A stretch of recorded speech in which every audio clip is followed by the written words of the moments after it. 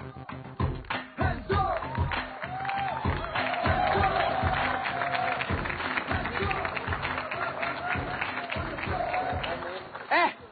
kembali lagi di Provokatif Proaktif.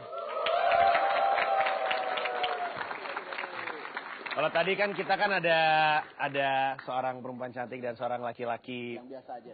Iya. Gua mau bilang dia pemuda, cuman gua agak ragu takut nyakitin hatinya dia. Nyepet lo tergitu lagi dia bilangnya. Cantik dan laki eksotik. Oh iya benar. Kalau sekarang kita sudah ada Tom Cok dan juga Vian, tepuk tangan dulu dong.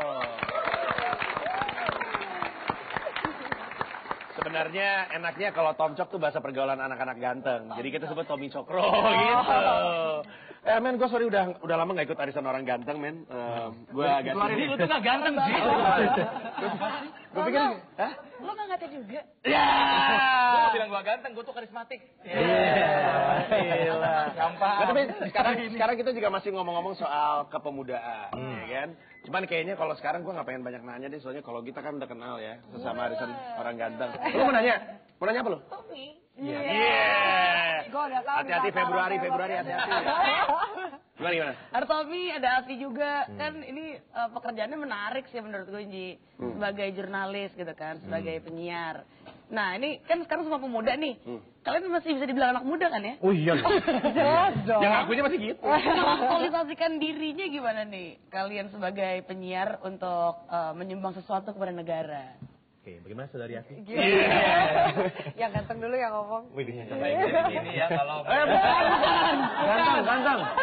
kalau dibilang ganteng dia juga responsif orang. Tadi gua nggak tahu. Gimana? Ladies first lah. Oh gitu. Mungkin kalau ngomongin aktualisasi diri masih banyak banget ruang improvisasi atau ruang prestasi untuk kita ya, kayak gitu. Tapi kalau sekarang karena pekerjaan kita sebagai presenter, kemudian jurnalis, kita akan banyak aktif di situ, kemudian bisa menginfokan masyarakat. Intinya sih bagaimana kita bisa berita yang kita sampaikan itu berguna dan bermanfaat untuk masyarakat atau mungkin spesifiknya penonton kita. Seperti itu. Nah biasanya kan kalau sehari-hari kan bawain berita ya, nyampain berita ke audiens gitu. Nah kalau sekarang lu nakutin gue lu. Nah, baling-baling bambu. Ya. Kalau ngomong biasa aja. Oke, Doraemon, minta pintu kemana aja dong, Doraemon. Di sini kantornya. biasanya kan mereka nanya-nanya ke orang kan, tapi itu kan pasti ditanyain.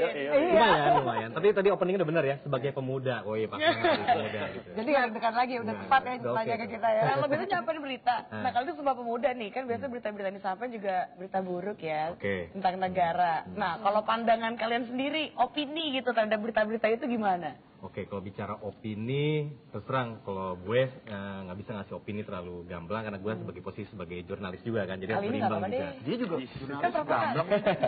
Tapi intinya gini, yang pasti awal-awalnya kita bekerja sebagai jurnalis pedas juga nih telinga ya dengar kalimat berita-berita yang buruk, kemudian menyampaikan sesuatu yang misalnya berhubungan dengan anak muda khususnya misalnya demo, terus anarkis lah, kita juga pedas juga dengarnya. Goyang Panji lewat. Kagak tadi. Kayak gajah lewat. Tapi intinya masih banyak hope lah. Ya, kita juga banyak terhibur atau senang juga pada saat kita menyampaikan berita-berita yang inspiratif lah. Atau prestasi anak-anak bangsa, anak-anak muda itu juga banyak banget kan. Kita juga jangan sampai mungkin berita-berita yang negatif itu justru menutup prestasi atau berita baik yang justru itu yang harus kita sampaikan ke pemirsa kita gitu. Biasanya kan anak-anak muda suka pada malas nonton berita nih.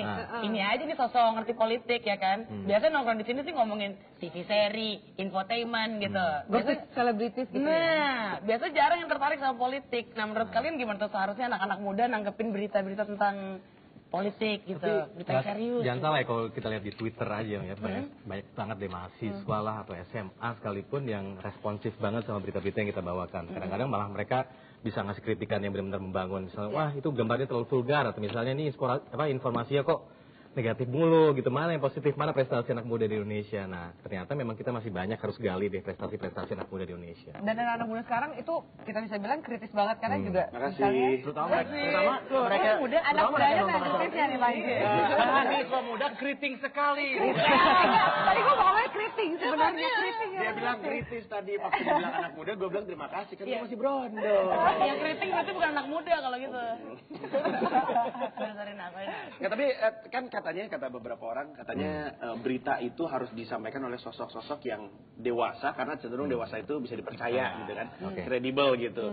Nah, kan kalian kan ya kayak gua gitu, baby face kan pada intinya kan. Lu tuh makan apa aja di komplain mulu tadi gue tanya lu. Emang dia ini baby face, mukanya kayak baby Romeo. Baby Romeo. Nggak, sebagai orang yang maksudnya ketika tampilan kalian muda gitu, itu jadi masalah nggak sih dalam membawakan berita yang katanya harus serius dan kredibel gitu?